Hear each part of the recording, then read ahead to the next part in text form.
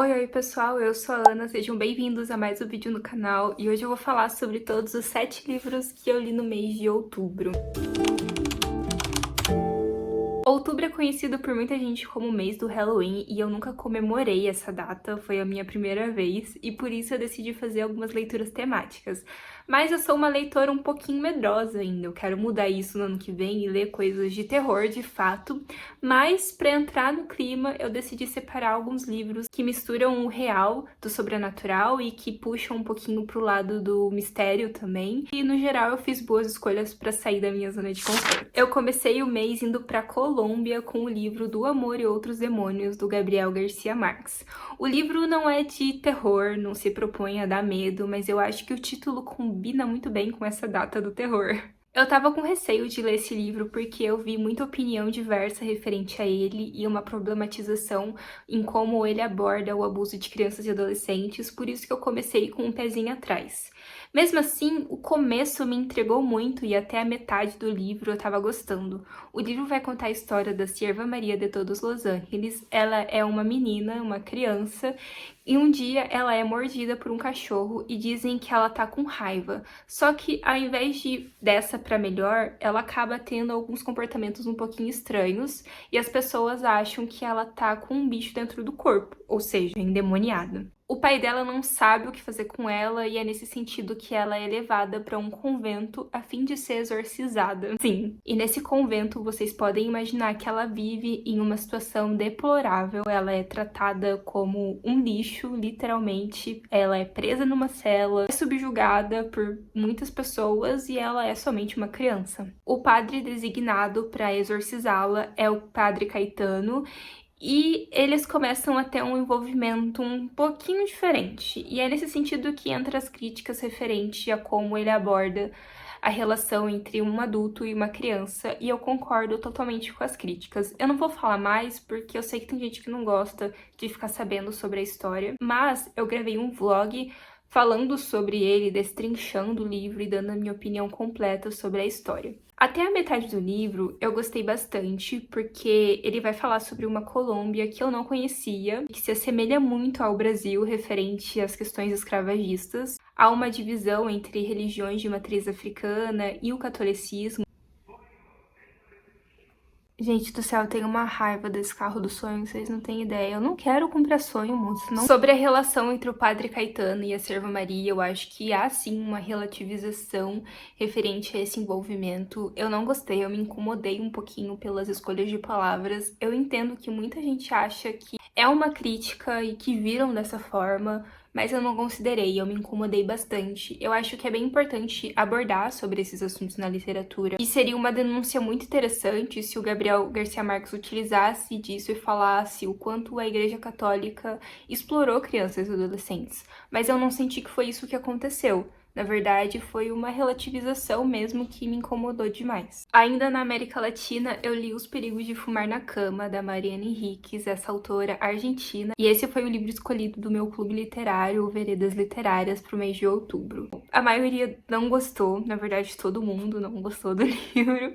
A maior nota foi a minha, eu dei 3 estrelas, e não é uma nota ruim, 3 estrelas, só acho que o livro ficou ali na média, mas que tem coisas boas e tem coisas que ficaram ali na margem. Esse livro reúne 12 contos fantásticos e algumas pessoas consideram terror, mas não é um terror que dá medo. Dá um calafrio, tem a parte sobrenatural, mas também tem a parte da gente refletir o quanto a gente acha que é terror pensando em espírito ou pensando em coisa ruim, mas o próprio terror tá nos nossos atos. Para mim, o mais aterrorizante é o que os humanos são capazes de fazer. E eu acho que o livro explora e critica muito bem isso. Eu acho que é um livro interessante, os contos são criativos também, só que os contos não finalizaram de uma forma muito boa. Claro que contos são histórias curtas, eles precisam ser curtos.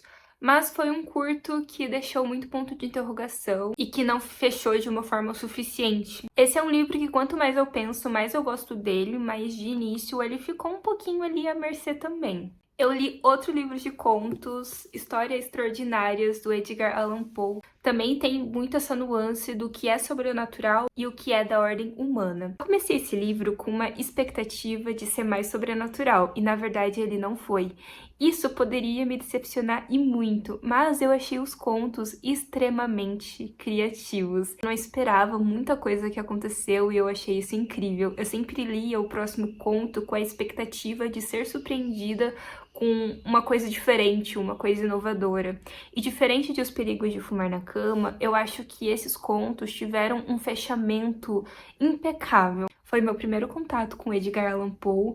Eu achei incrível pensar o quanto esse livro influenciou outros escritores, filmes, livros, inclusive o Sherlock Holmes foi inspirado por um personagem que tem num conto desse livro, e eu achei isso muito interessante. Ele é bem atemporal e ele reflete muito bem a psique humana. Mesmo em 1800 e bolinha, já trazia esse lado muito fiel, muito característico, muito interessante da nossa capacidade de fazer o mal, de fazer coisas inimagináveis e, enfim, eu achei muito interessante. Eu peguei um livro de suspense esse mês pra ler, eu separei outros livros desse mesmo gênero, mas eu não consegui encaixar muito livro pra ler, muito mesmo. Mas enfim, o livro de suspense que eu li foi Eu Sei Quem Você É, da Luísa Luna, publicado pela editora Record. Eu tava com grandes expectativas de ler esse livro porque o começo me intrigou muito e ele tem um elemento que eu gosto bastante na narrativa, que é personagem psiquiatra ou psicólogo. Acho tudo, até porque eu sou psicóloga, né? Então é um prato cheio para livros de suspense. Esse livro vai contar a história da doutora Caroline. Um dia ela atende um homem que fala que vai matar alguém. Ela acha que ele tá blefando, só que uma mulher some alguns dias depois e a doutora Caroline é investigada como suspeita. Nesse sentido, a investigação acontece, a doutora Caroline vai atrás também desse paciente para descobrir cada vez mais, e aí vários segredos vêm à tona. Além da perspectiva da doutora Caroline, a gente também tem a perspectiva da mulher que... como que é a palavra? Sequestrada. E de um outro cara que a gente não sabe quem é de início e não sabemos qual a correlação dele com essa investigação e com a doutora Caroline. Esse foi um livro muito mediano pra mim. Ele me decepcionou em vários pontos. O primeiro foi que a doutora Caroline sempre quer provar que tá um passo à frente da polícia. Então ela fala coisas como: ai, ela não sabe esse segredo que eu tô guardando. Ai, mas eu tenho um passado muito sei lá o que e ela nem imagina, blá blá blá blá blá. Isso cansa. É sempre no final da narrativa, tem isso como um gancho pra gente ler mais, mas pra mim teve um efeito contrário, porque chegou no final do livro e eu esperava que a doutora Caroline revelasse um grande segredo. E quando chegou o final, o segredo não se sustentou. Mas, apesar de eu não ter gostado, não é um livro que eu descarto por completo, porque eu acho que quem tá iniciando no gênero, quem quer ler mais suspenses, é uma boa ideia pegar esse livro aqui pra ler. Eu li um e-book e eu escolhi O Anel dos Lowenskold, da Selma Lagerlöf. Ela foi a primeira mulher a ganhar o Nobel de Literatura em 1925 e ela é uma autora sueca, o que entra na minha lista de países lidos, porque eu não tinha lido nada da Suécia ainda. Eu não sei por que as pessoas não falam sobre esse livro, eu não sei se tem uma polêmica envolvendo o nome da Selma, eu vou procurar depois pra saber, mas eu adorei. Esse é um livro que me lembrou muito O Senhor dos Anéis, mas sem a parte fantástica, e sim porque o livro vai falar sobre um anel roubado. O general Lowenskold morreu e foi enterrado com o seu anel, e um homem acaba fascinado por esse anel. Ele pensa: meu Deus, alguém vai roubar esse anel, então para proteger esse anel, sou eu quem vai roubá-lo. Isso de fato acontece. Para salvar o anel e protegê-lo, ele mesmo rouba no túmulo do general que tinha acabado de ser enterrado.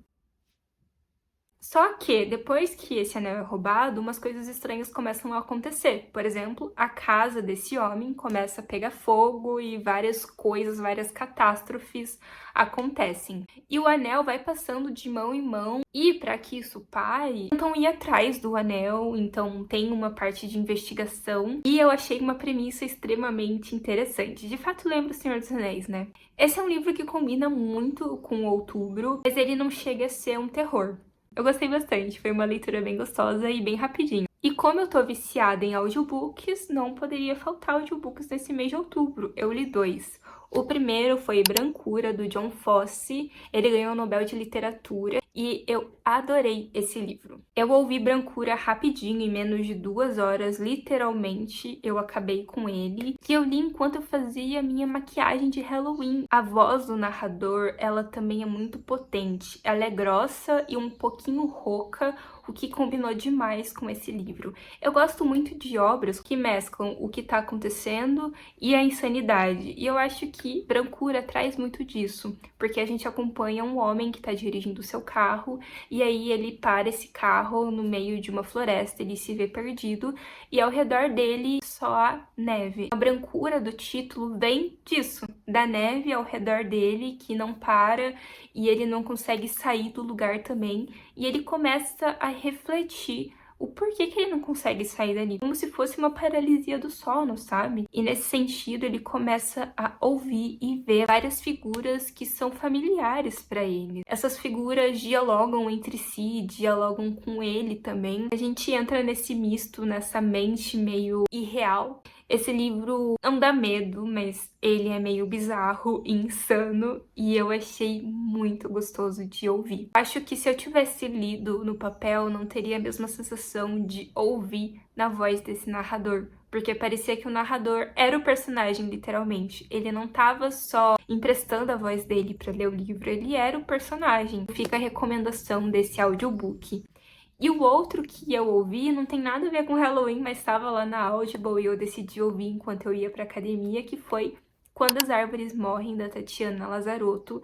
Eu peguei esse livro porque vai abordar sobre um tema que eu gosto muito de estudar, que é o luto. E no começo eu pensei que fosse uma autobiografia, porque eu fiquei extremamente imersa na história e a autora que narra o livro. Então, pra mim, era a história dela. Eu acho que tem elementos de verdade, até porque é impossível alguém escrever com tanta veracidade o que é o luto sem passar por ele. Ele vai contar a história de uma menina que perdeu seu pai, e a gente acompanha toda essa trajetória de como foi descobrir até o enterro, o pós, e eu me vi nessa menina. As circunstâncias foram diferentes, mas os sentimentos se assemelham muito de como é descobrir que você perdeu uma pessoa tão querida. Perdi meu pai, vai fazer 10 anos esse mês.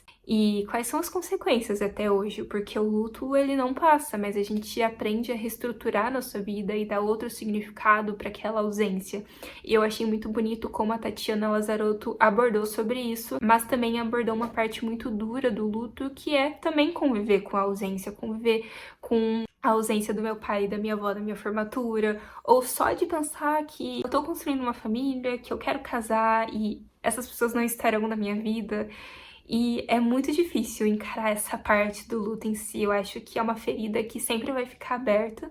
Não significa que eu nunca vou superar ou nunca vou viver a minha vida, mas aquele incômodo continuará dentro de mim. Além desses livros finalizados, eu dei início a 2 outros. O primeiro foi Sobre o Mal, do Terry Eagleton. Eu não consegui finalizar porque, apesar de ser um livro curtinho, eu achei ele um pouquinho denso. Esse é um livro de não ficção que o autor fala sobre o mal, mesclando com muitas obras da literatura. Muitas obras eu não conheço e eu não li, e isso deixou a leitura um pouquinho maçante pra mim. Eu acho que se eu tivesse lido, seria uma outra experiência, eu aproveitaria mais, mas infelizmente eu vou ficar devendo. E assim, muitos livros que ele citou, eu não tenho vontade de ler. Isso deixou a leitura um pouquinho cansativa pra mim, mas apesar disso eu quero finalizar porque é um livro curto. Agora ele vai mesclar alguns temas com a psicanálise, então, enfim, vou continuar. O outro livro que eu comecei foi Um Defeito de Cor, da Ana Maria Gonçalves, e claramente não finalizei em outubro, porque olha o tamanho desse livro, ele tem 900 páginas, e eu li até a página 200, então acho que eu li bastante coisa, né? Pretendo finalizar agora em novembro, porque apesar do tamanho, é uma leitura muito fluida. A escrita da Ana Maria é maravilhosa, traz uma parte muito difícil, traz cenas cruas e duríssimas, ao mesmo tempo que também traz um lirismo na escrita. E eu achei isso incrível. Esse livro carrega uma das cenas mais difíceis que eu já li na minha vida. Além disso, a personagem, que é a Kendall, ela tem uma esperança que quebra a gente, porque a gente sabe da realidade e é uma realidade muito difícil de manter a esperança, mas apesar disso, a Kendall, ela continua. É um livro que com certeza será um favorito de 2025, então eu tô com grandes expectativas pra finalizar e eu tenho muito chão ainda. Me desejem boa sorte. Esses foram todos os livros que eu li no mês de outubro. Comentem aqui se você já leu algum deles, se você fez alguma TBR temática pra esse mês do Halloween. Não se esqueçam de curtir, de comentar, de se inscrever no canal e eu te vejo no próximo vídeo. Tchau, tchau!